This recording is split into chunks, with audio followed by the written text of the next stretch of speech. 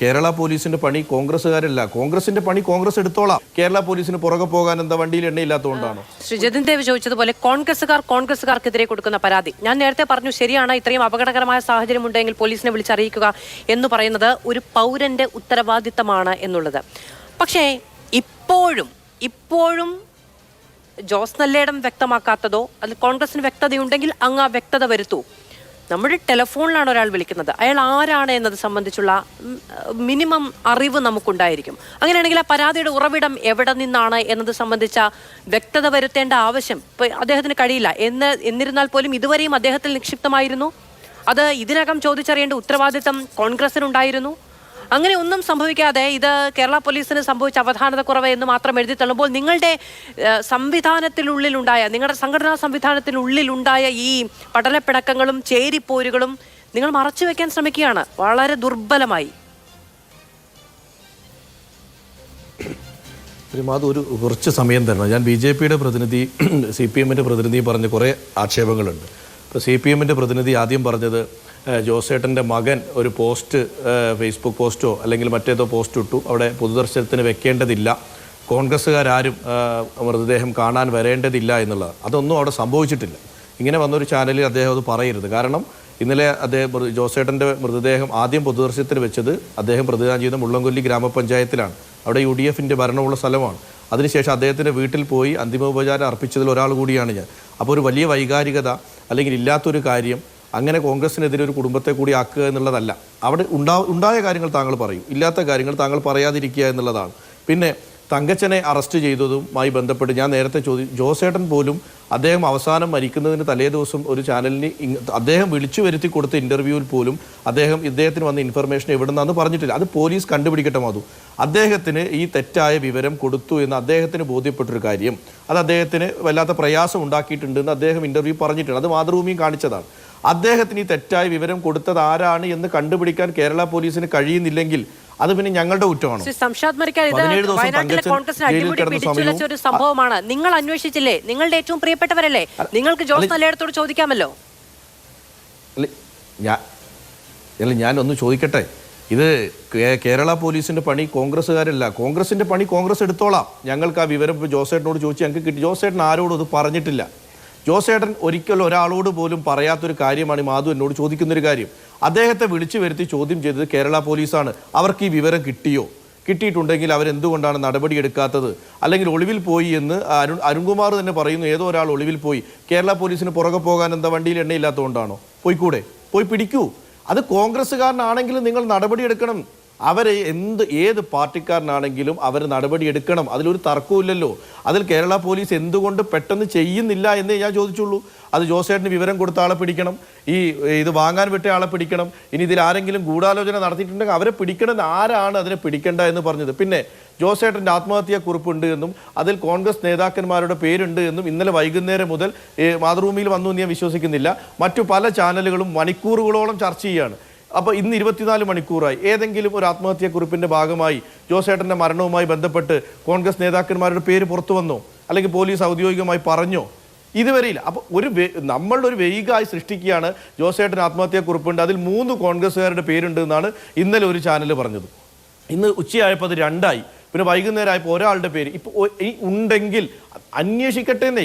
അതിനകത്ത് നടപടി എടുക്കുന്നതിന് ആരാണ് എതിർപ്പ്? KPCC എതിർക്കുന്നുണ്ടോ? DCC? ഒന്നുമില്ല. പോലീസിന് കൃത്യമായി അന്വേഷിക്കാം, ഇതിനകത്ത് ആളുകളെ കണ്ടെത്തുക എന്നുള്ളതാണ്. പിന്നെ അദ്ദേഹം നേരത്തെ അരുൺകുമാർ പറഞ്ഞതുപോലെ ഈ ജോസേട്ടൻ എന്ന് പറയുന്ന വ്യക്തി പഞ്ചായത്ത് ഇലക്ഷൻ മുതൽ കഴിഞ്ഞ ഒരു വർഷം വരെ 4 വർഷം നിങ്ങളോടൊപ്പം നിന്നൊരാളാണ്. അദ്ദേഹം നിങ്ങളോടൊപ്പം ഞങ്ങൾക്ക് ഒരു അഭിപ്രായ വ്യത്യാസവും ഇല്ല. അദ്ദേഹം സ്വതന്ത്രമായി മത്സരിച്ചു. അതിനുശേഷം സൊസൈറ്റിയിലെ ഇലക്ഷൻ്റെ പ്രശ്നങ്ങളുണ്ടായി. അദ്ദേഹം തിരിച്ച് പാർട്ടിയിലേക്ക് വരാൻ തീരുമാനിച്ചു. അദ്ദേഹത്തെ പാർട്ടിയിലേക്ക് കൊണ്ടുവന്നു. അതാണ് അവിടെ ജോസേട്ടനുമായി ഉള്ളൊരു ബന്ധം. ആ ജോസേട്ടൻ പാർട്ടിയിൽ നിന്ന് പോകുമ്പോഴും ഈ തങ്കച്ചൻ അവിടെ വാർഡ് പ്രസിഡന്റാണ്. ജോസേട്ടൻ തിരിച്ചു വരുമ്പോഴും അവിടെ ഉണ്ട്. അതൊരു പൊളിറ്റിക്കലി അവിടെ അത് സീറ്റുമായി ബന്ധപ്പെട്ട കാര്യങ്ങളൊക്കെയാണ്. വളരെ വ്യക്തമായി അറിയുന്നതാണ്. പക്ഷേ ഈ പറയുന്നത് പോലെ ഒരു പാർട്ടിയെ ഡിഫെൻഡ് ചെയ്യേണ്ടതിന്റെ ഔദ്യോഗികമായ ഉത്തരവാദിത്വം അങ്ങനെ നിക്ഷിപ്തമാണ്. ഈ പറയുന്ന രാഷ്ട്രീയ പടലപ്പിണക്കവും അങ്ങോട്ടും ഇങ്ങോട്ടുള്ള എതിർപ്പും വളരെ വ്യക്തവും ശക്തവുമായി അവിടെ നിലനിൽക്കുന്നുണ്ട്. അതുകൊണ്ടാണ് തങ്കച്ചന് ഈ ഒരു വിളി ജോസ് നല്ലേടത്തിന്റെ ഭാഗത്തു നിന്നാണ് പോലീസ് സ്റ്റേഷനിലേക്ക് ഉണ്ടായത് എന്ന തിരിച്ചറിവുണ്ടാകുമ്പോൾ കൃത്യമായതിന് കാരണം രാഷ്ട്രീയമാണ് എന്ന് പറയാൻ കഴിയുന്നത്. ജോസ് നല്ലേടത്തിന്റെ ഭാഗത്തു നിന്നാണ് ഇങ്ങനെ ഒരു പ്രശ്നം ഉണ്ടായത് എന്ന് അദ്ദേഹത്തിന് ഈ പറയുന്ന 6 പേരുടെ കൂടി എണ്ണി പറയാൻ കഴിയുന്നത് അതുകൊണ്ടാണ്, ഈ രാഷ്ട്രീയ പ്രശ്നങ്ങൾ ഉള്ളതുകൊണ്ടാണ്. അതാണ് ഞാൻ നേരത്തെ ചോദിച്ചത്. ഈ സംഘടനാ സംവിധാനത്തിൽ മൂർച്ഛിച്ചു വരുന്ന ഇത്തരം പ്രശ്നങ്ങൾ നോക്കൂ, നിങ്ങൾക്ക് നിങ്ങളുടെ പാർട്ടിയുടെ നേതാക്കളെ സംരക്ഷിക്കാൻ കഴിയുന്നില്ല എങ്കിൽ നിങ്ങൾ നാട്ടുകാരെ സംരക്ഷിക്കും, നാട്ടുകാരുടെ അവകാശങ്ങൾക്ക് വേണ്ടി പ്രവർത്തിക്കും എന്നൊക്കെ എങ്ങനെ പറയും? നാട്ടുകാരെങ്ങനെ വിശ്വസിക്കും? അല്ല ശ്രീമതി മാധു, ജോസേട്ടൻ വിമതനായി മത്സരിക്കുമ്പോൾ ആ പ്രദേശത്തെ വാർഡ് കോൺഗ്രസ് കമ്മിറ്റിയുടെ പ്രസിഡന്റ് തങ്കച്ചൻ, സ്വാഭാവികമായി നമ്മൾ ഏറ്റവും കൂടുതൽ ശത്രുത ഉണ്ടാവേണ്ട ആ സമയത്താണല്ലോ, ആണല്ലോ അല്ല. അതിനുശേഷം അദ്ദേഹം അവിടെ കോൺഗ്രസ് മാത്രം ഭരിച്ചുകൊണ്ടിരുന്ന ഒരു സൊസൈറ്റി അദ്ദേഹത്തിൻ്റെ ഒരു ഇടപെടൽ കൊണ്ട് ആദ്യമായി CPM ലഭിക്കുന്ന ഒരു സാഹചര്യം ഉണ്ടായി. അന്ന് ശത്രുത ഉണ്ടാവണമല്ലോ, ഉണ്ടായില്ലല്ലോ.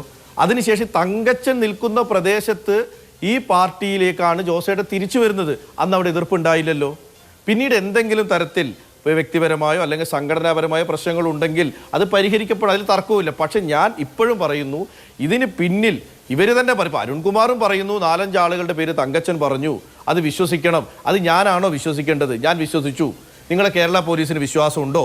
അവരെന്തേ അന്വേഷിക്കാത്തത്? ഒളിവിൽ പോയി എന്ന് താങ്കൾ പറയുന്ന പ്രതിയുടെ അടുത്ത് എന്തുകൊണ്ട് കേരള പോലീസിന് 20 ദിവസമായിട്ട് എത്താൻ പറ്റിയില്ല? നമുക്ക് പറയാൻ കഴിയുന്നതാണ്. അന്ന് ശത്രുത ഉണ്ടായിരുന്നോ ഇല്ലയോ എന്ന് ചോദിച്ചാൽ അന്ന് ശത്രുത ഉണ്ടായിരുന്നു എന്ന് പറയാൻ നമുക്ക് ആർക്കും കഴിയില്ല, സംശാദിന് പോലും പറയാൻ കഴിയില്ല എന്ന് ഞാൻ വിചാരിക്കുന്നു. പക്ഷേ അന്ന് ശത്രുത ഇല്ലായിരുന്നു എന്ന് പറയാനും അതേപോലെ തന്നെ കഴിയില്ല എന്നുള്ളതാണ്. അന്ന് ഇതൊന്നും ചെയ്തില്ലല്ലോ എന്ന് ചോദിച്ചാൽ ഇന്നൊരു അവസരം കിട്ടിയപ്പോൾ ചെയ്തതാണെങ്കിലോ എന്നൊരു മറുചോദ്യം സ്വാഭാവികമായും അവിടെ ഉണ്ടാകും. പിന്നെ നിയമപരമല്ല എന്ന് ഞാൻ നേരത്തെ പറഞ്ഞ ഒരൊറ്റ കാര്യം കൊണ്ട്, മരിച്ചുപോയ ആളുകളെ കുറിച്ച് മോശം പറയരുത് എന്ന നിർബന്ധ ബുദ്ധി ഉള്ളത് കൊണ്ടുള്ള പരിമിതിയെ ചൂഷണം ചെയ്തൊന്നും സംസാരിക്കല്ലേ സംശാദേ. നോക്കൂ, നമുക്ക് വർഷങ്ങളായി പരിചയമുള്ളൊരു വീട്, കുടുംബമായി താമസിക്കുന്ന ഇടം, അവിടെ ആ വീട്ടിൽ സ്ഫോടക വസ്തുക്കൾ ഒളിച്ചു വെച്ചിട്ടുണ്ടെന്ന് ഒരാൾ മറ്റൊരാളെ അല്ല വിളിച്ചു പറയുന്നത്. ആദ്യം വിവരം കിട്ടുന്ന ആൾ പോലീസ് സ്റ്റേഷനിലാണ് വിളിച്ചു പറയുക. അപ്പൊ അങ്ങനെ വിളിച്ചു പറയണമെങ്കിൽ ഒരേ പ്രസ്ഥാനത്തിൽ തോളോട് തോൾ ചേർന്ന് പ്രവർത്തിക്കുന്ന ഒരാളോട് വിളിച്ചു പറഞ്ഞാൽ വീട്ടിൽ പോയി പറയില്ല, പകരം പോലീസിലേക്ക് വിളിച്ചു പറയും എന്ന ബോധ്യം അവിടെ ഉണ്ടെങ്കിൽ വളരെ പ്രകടമായ രാഷ്ട്രീയ വിരോധം അവിടെ ഉണ്ടാവണം. അങ്ങനെ ഒന്ന് വിളിച്ചു പറയുമ്പോൾ തന്നെ അവിടെ ഒന്ന് ഏത് രാത്രിയും ഏത് പകലും മറ്റുള്ളവർക്ക് വേണ്ടി ഇറങ്ങി പുറപ്പെടുന്ന ആളുകളാണ് ഈ പറയുന്ന എല്ലാവരും എന്നുള്ളതാണല്ലോ. എനിക്കതിലൊന്നും തർക്കമോ അഭിപ്രായ വ്യത്യാസമോ ഒന്നുമില്ല കേട്ടോ. ഞാൻ വളരെ ഉയർന്ന രാഷ്ട്രീയ പ്രവർത്തകരായിട്ടാണ് അവരെയൊക്കെ ഈ സമയത്തും കാണുന്നത്. മറിച്ച് എന്നൊരു ഔദ്യോഗിക സ്ഥിരീകരണം ഉണ്ടാകാത്ത കാലത്തോളം പക്ഷെ ഒന്ന് നോക്കൂ, ഒന്ന് പോയി നോക്കുന്നില്ല, നേരെ പോലീസിനെ വിളിച്ച് പറയുകയാണ് ഇങ്ങനൊരു സംഭവം ഉണ്ട്, നിങ്ങൾ പോയി നോക്കൂ എന്ന്. സ്ഫോടക വസ്തുക്കൾ എന്നൊക്കെ പറയുമ്പോൾ അതിലെന്താണ് ഉണ്ടാവുന്നതെന്ന് തിരിച്ചറിയാൻ കഴിയാത്ത രാഷ്ട്രീയ ഇളവത്വമൊന്നും ഇല്ലല്ലോ, ഇല്ല. അപ്പൊ അങ്ങനെ സംഭവിക്കുമെന്ന് ഉറപ്പുള്ള ഒരാൾ അങ്ങനെ സംഭവിക്കും, അങ്ങനെ തന്നെ ചെയ്യണമെന്ന് വിചാരിക്കുന്ന മറ്റൊരാളെ വിളിച്ചു പറയുന്നു എന്നേ ഉള്ളൂ. ഇതൊന്നും ആർക്കും നേരിട്ട് കണ്ടാൽ മനസ്സിലാവാത്ത ഒന്നുമല്ല. ഇത് അന്വേഷിക്കാനല്ലേ മാധു പോലീസ് ഉള്ളത്? ഇത് പോലീസ് അന്വേഷിക്കുന്നില്ലേ? ഇത് പോലീസിനോട് തങ്കച്ചൻ തുടക്കത്തിലും പറയുന്നില്ലേ? തങ്കച്ചൻ നിരപരാധിയാണെന്ന് തങ്കച്ചൻ പറയുന്നില്ലേ? തങ്കച്ചൻ്റെ ഭാര്യ പറയുന്നില്ലേ? തങ്കച്ചൻ്റെ ഭാര്യ പരാതി കൊടുക്കുന്നില്ലേ? പത്രസമ്മേളനം വിളിക്കുന്നില്ലേ? SP പരാതി കൊടുക്കുന്നില്ലേ? കലക്ടർക്ക് പരാതി കൊടുക്കുന്നില്ലേ? അവിടെ ആളുകൾ പറയുന്നില്ല ഇതിനൊക്കെ സമയം ഉണ്ടായിരുന്നല്ലോ അവിടെ. ഈ സമയത്തൊന്നും പോലീസ് ആക്ട് ചെയ്തില്ല എന്നേ ഞാൻ പറഞ്ഞുള്ളൂ. ഈ സമയത്തൊന്നും പോലീസ് ആക്ട് ചെയ്തില്ല.